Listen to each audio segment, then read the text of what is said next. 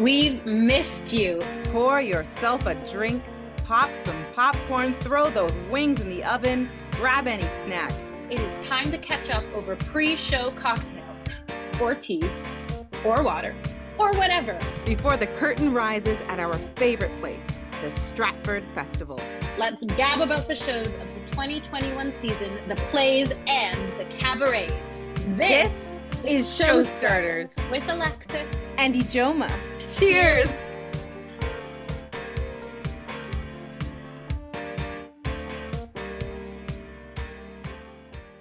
Hello and welcome to Showstarters. My name is Ijoma Imesawam. My guests and I join you today from Stratford, Ontario, Canada. We would like to acknowledge the traditional caretakers of this land, the Anishinaabe, the Haudenosaunee Confederacy, the Wendat, and the Neutrals. This land is governed by the Dish with One Spoon Wampum Belt Covenant and Treaty 29, and I like to imagine all of the lives and the people that have lived and dreamed on this land. I am really excited to introduce our guests today, composer and designer Reza Jacobs and director Peter Pasyk. Hello, how are you? Hello. So Reza is an award-winning music director, arranger, composer, and sound designer known for his versatility in style and genre. His sound design and composition has been featured at theaters and festivals all across Ontario. He is a 5-time Dora Award winner in musical direction, 5. He has played Ted in 2 pianos, 4 hands at both the Globe and Centaur theaters, and he's also been the resident Canadian music director for Andrea Martin's one-woman show, Everything Must Go. Just before the pandemic hit, he was working as the musical director for Caroline or Change, starring Julie Black. And when I asked him what he was most proud of, he said taking time off to be home with his first daughter when she was born. And I just respect that and honor that. It's such a difficult thing to do in our industry. So I believe in that beautiful, beautiful moment. We also have director Peter Pasyk. He's a filmmaker working both in Canada and Poland, and an acclaimed theater director who has worked with Canada's leading theater companies, including Tarragon Theatre, Soul Pepper, the Shaw Festival, Royal Manitoba Theatre Centre, and Canadian Stage. He is very proud of his work directing the world premiere of Jordan Tannehill's Late Company, both in Toronto and then on a tour. He has participated in the prestigious Langham Directors Lab in both 2016 and 2017. When the world paused back in March, I was lucky enough to be part of what would be the production of Hamlet at the Stratford Festival stage. This season marks Peter's 4th with the Stratford Festival, I believe. Wow, it's so good to be here with you two. And now I would like us to imagine that we are joining together in person. And I so wish this was true, because when I asked where in Stratford Reza and Peter would love to meet up, we decided on a parking lot somewhere. I imagine us in that parking lot down by the festival, and the sun is kind of setting and the air is cool. We are sipping Negronis. So this is a Negroni, pretend. And Reza has a blender or a juicer. Oh, and we've got some juice, maybe. What do you have? I actually have sparkling coconut water here. Yes, sparkling coconut water. And we are going to have some pre-show drinks. So please grab yourself a drink, grab some snacks, and join us for pre-show drinks as we discuss this season's Midsummer Night's Dream. It is a production about infamous lovers caught in a whirlwind of magical influences, of power, of mischief, of will, of desire, and of dreams. Let's chat. Wow. What do you want to know? What do I want to know? Well, I mean, this is the great pause is hopefully being unpressed. You are now at 1 week into rehearsals, which is amazing because I've done a few of these conversations now, and everyone's still in the, the pre planning of this, and you're in the moment. How does it feel to be making movement now as you go on this journey? It feels good. It feels good to be working. Uh, our first week, like you said, we just finished a few hours ago. And we've been working on Zoom uh, until we know that we can get into a hall together. So we're not rehearsing in person. Um, but we're finding our way. There's a lot of good work that's happening uh, on Zoom, and we're gonna continue on Zoom next week, where we'll be learning some music and some choreography, and we'll be doing that together on our cameras in our living rooms, and I'm excited for that. Yeah. It must feel amazing to be part of something that's actually kind of alive right now, you know. Reza, are you Well, gonna I've been very moved and impressed by how much cohesion we're actually able to develop in this virtual rehearsal room. The ensemble is not waiting until we're in person to come together. We already are building what feels like a family, and it's meaningful. was that a surprise, do you think? Are you surprised at how much connection has been able to be created through Well, Zoom? I'm not surprised now that I know all the people, you know. The quality of the people in the room are very open-hearted people who are reaching across that digital divide to connect with their minds and their hearts. Yeah, beautiful. Um, I'd love to start off kind of talking about the text if you're up for that, because I mean, Shakespeare did not write a 90-minute play. How has that process been? Is it still evolving, or how has it been cutting this play? Yeah, it's for me.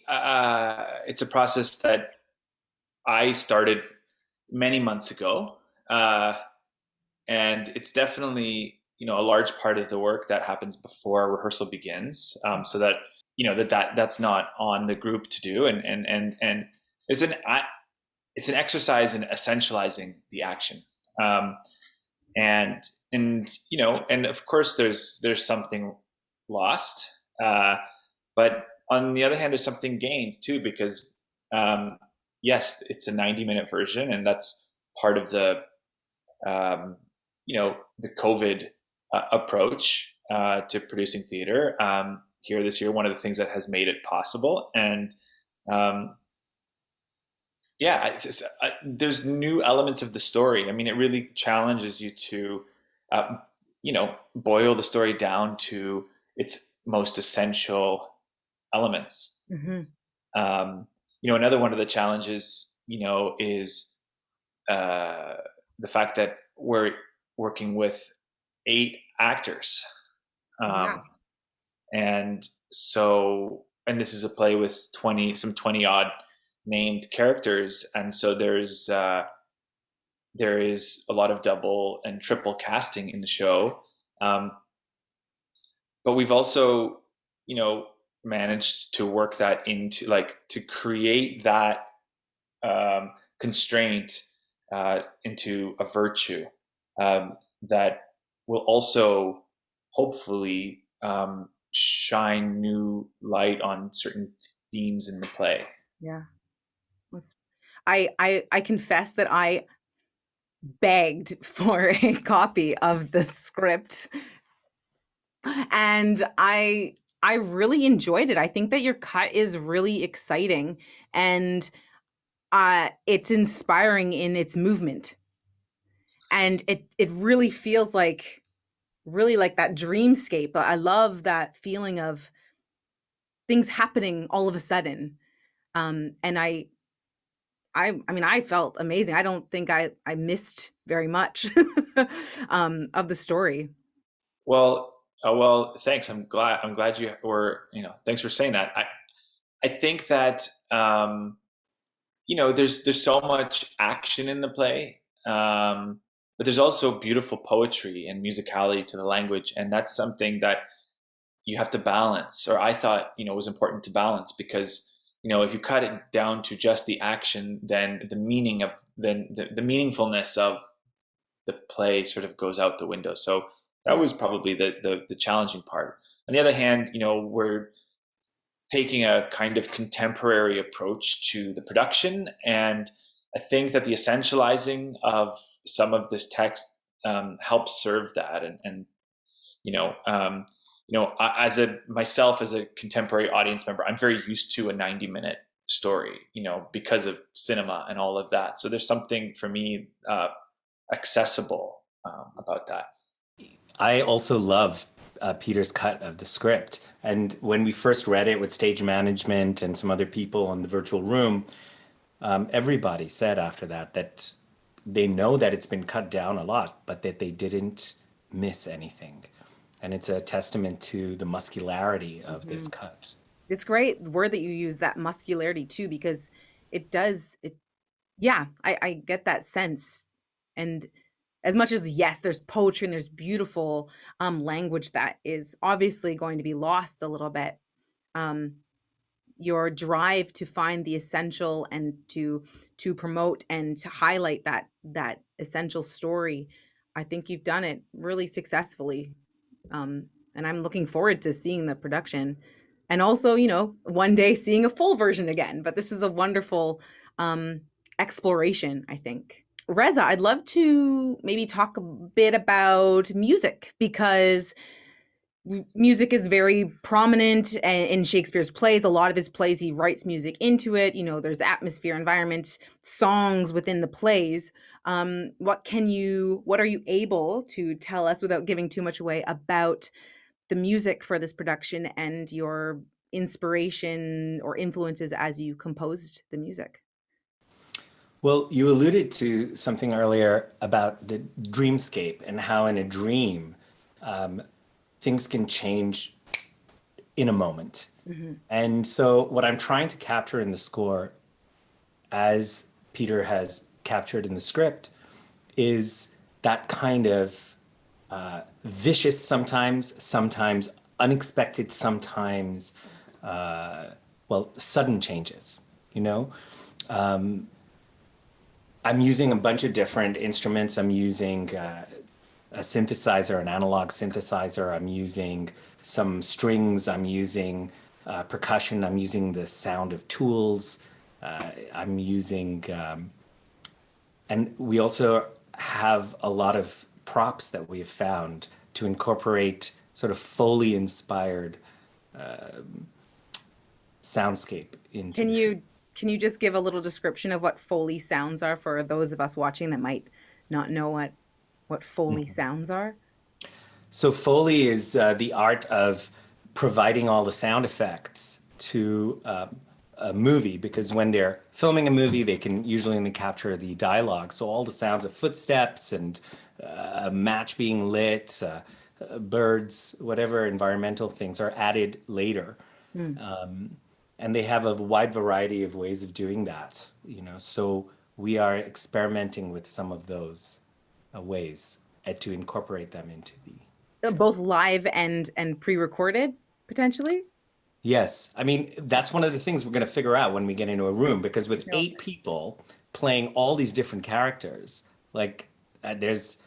people are playing 3 different characters, So it's a question of working out the circus act of it, I'm going to give a shout out to all the actors in Peter's production, because what a one incredible challenge to step up to, but to all of the characters in Midsummer Night's Dream are full and complex characters on their own. So to play multiple ones in this production, I'm just going to give you a little,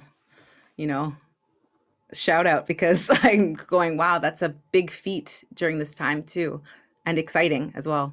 Yeah, well, we have an incredible cast, and this is sort of the perfect ensemble play.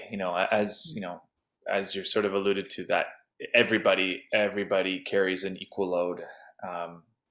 So it's a beautiful showcase for this really talented group, and there's some new faces to the festival, and also some veterans of the festival, that have been audience favorites in the past. And so I'm really excited about the mix in this group.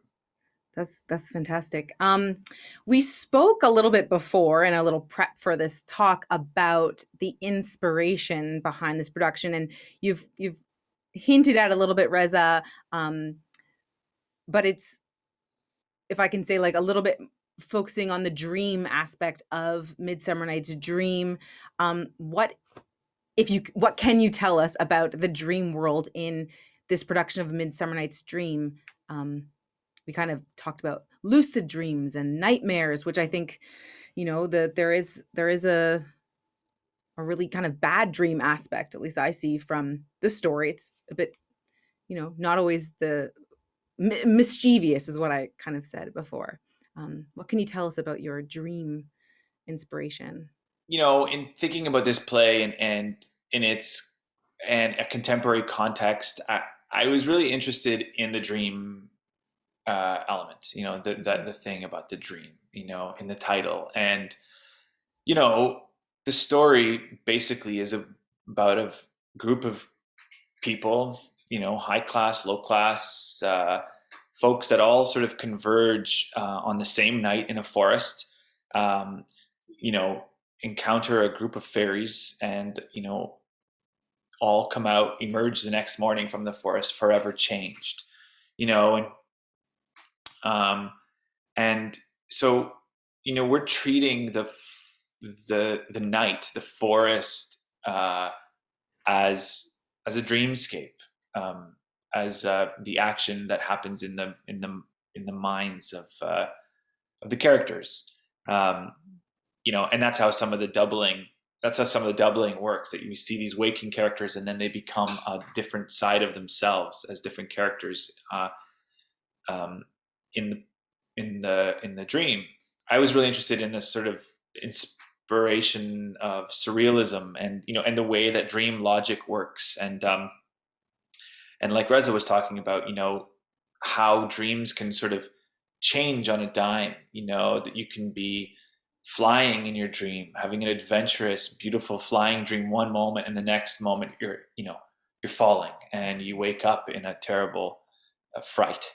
And so I'm really interested in exploring that, the sort of the polarity between desires and fears and all the things that we work out subconsciously, in our minds while we sleep.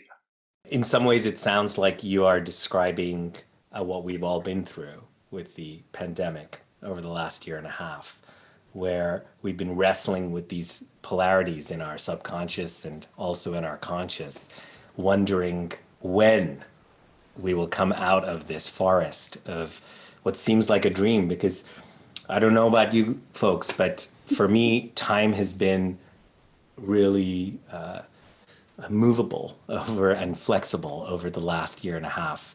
And that's what a dream is like. You can live a lifetime in a dream. And I imagine that if I were in an audience watching this show, it's possible that would resonate with me, that I would see people going into a forest, into a dream that is scary, but also transformative, and then come out the other side.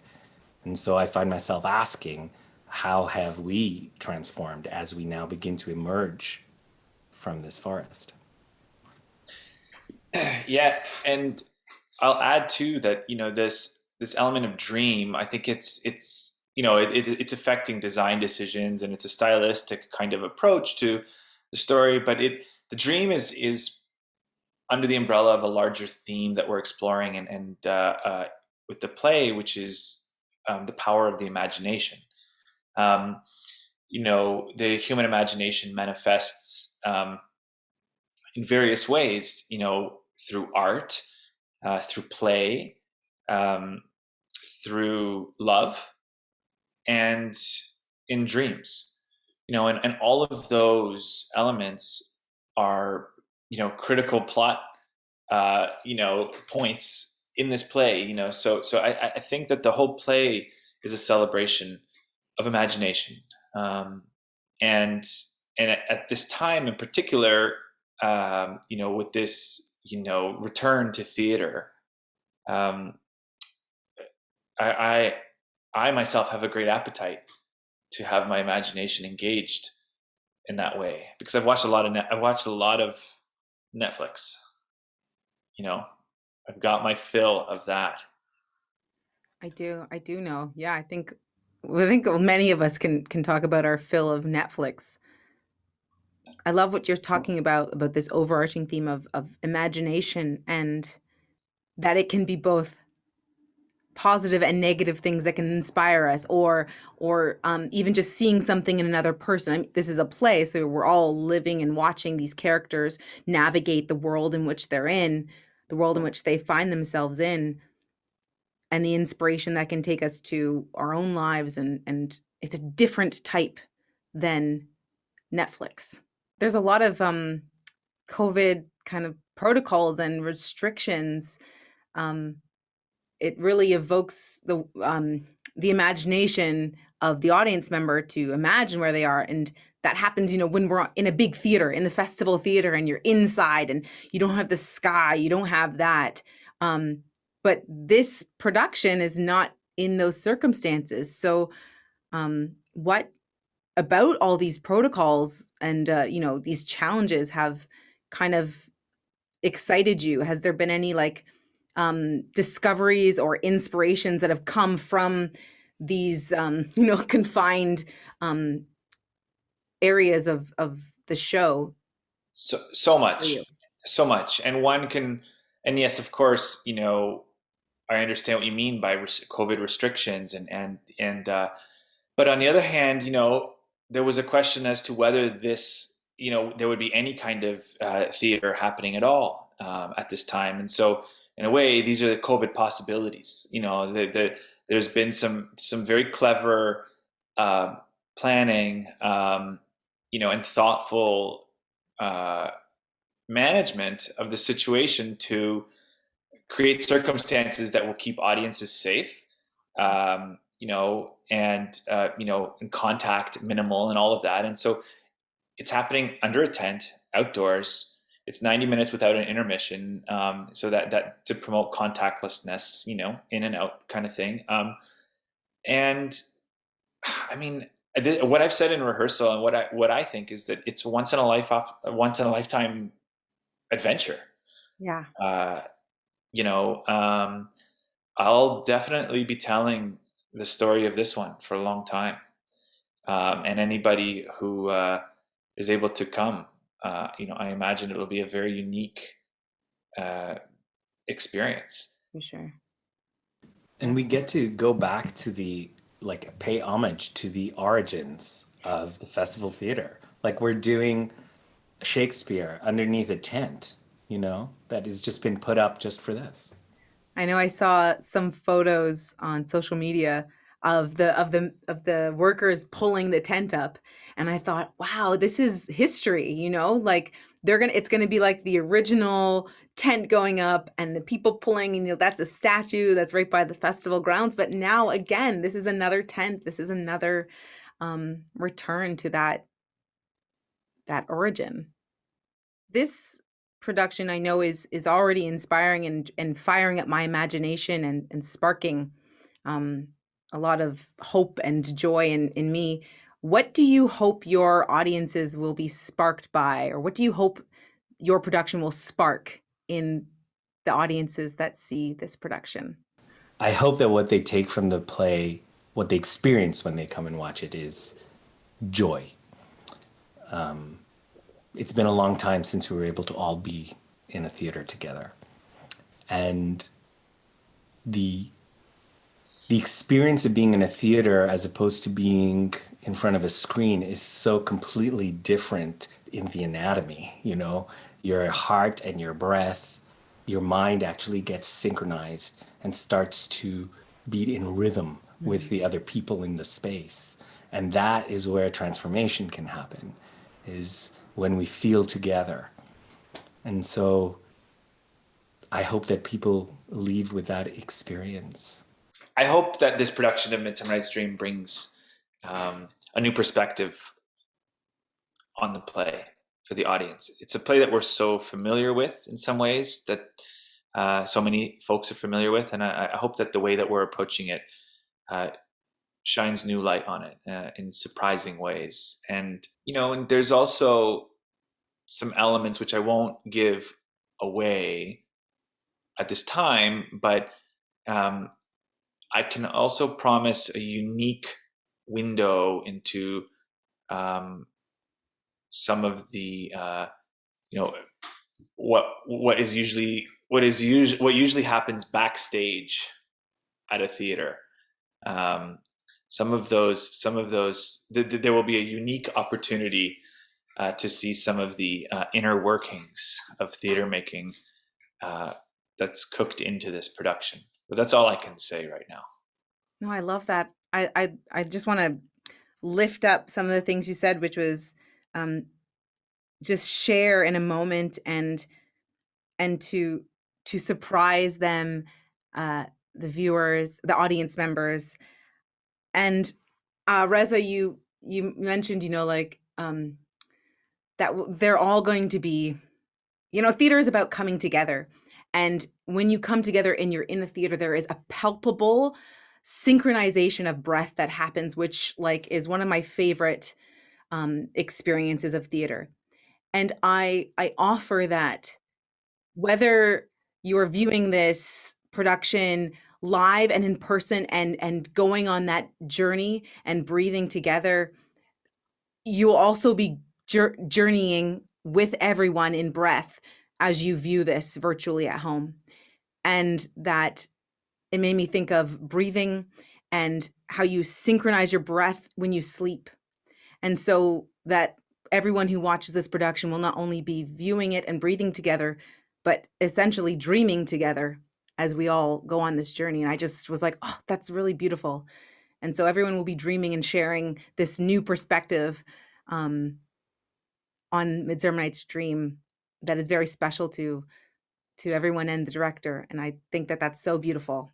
Thank you so much, Peter. Thank you, Reza. I'd love to end the conversation with the cheers. And so I ask you both, what are we cheersing to in this production, in the theater world in general? What shall we cheers to? To living our waking dreams. Living our waking dreams. Cheers to both of you. Cheers, cheers, cheers. Cheers. Cheers. Cheers. Thank you for joining us on this episode of Showstarters. Please be sure to check out the other episodes on the plays and Alexis Gordon hosting the cabarets that will be part of the 2021 season. Until we meet again, virtually or in person, be well.